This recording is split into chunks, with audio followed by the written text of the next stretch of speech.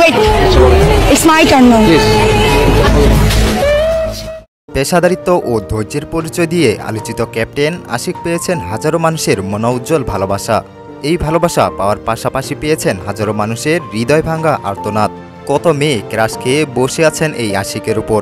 স্বামীকে সারাদিন বকবক করলেও যেন আশিকের মতো ঠান্ডা মেজাজে সবকিছু সামলিয়ে নেন, এমনটাই প্রত্যাশা করছেন শত শত নারী।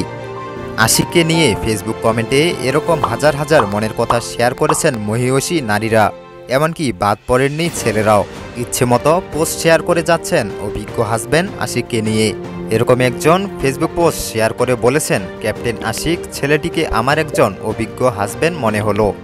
লোকে তাকে ক্যাপ্টেন আশিক বলেছে, কিন্তু আমি পরিষ্কার দেখতে পাচ্ছি অচিরেই ছেলেটি মেজর হাজব্যান্ডে উত্তীর্ণ হবে। এরপর লুনা নামের এক মহিষী নারী কমেন্ট করেছেন, তার জন্য আসলেই একটা প্রেমভাগ জাগছিল। আহা, আমাদের আমলে তাকে পাওয়া গেল না। এরপর আরেকজন লিখেছেন, এখন কিছু মেয়ে ক্রাশ খেতে থাকবে পরবর্তী ক্রাশ না আসা পর্যন্ত। এরপরেই আমিনুল ইসলাম তালুকদার নামের একজন কমেন্ট করেছেন, জৈনক ক্যাপ্টেন সাহেবের ধৈর্যের বাঁধ চীনের মহাপ্রাচীর থেকেও শক্তিশালী।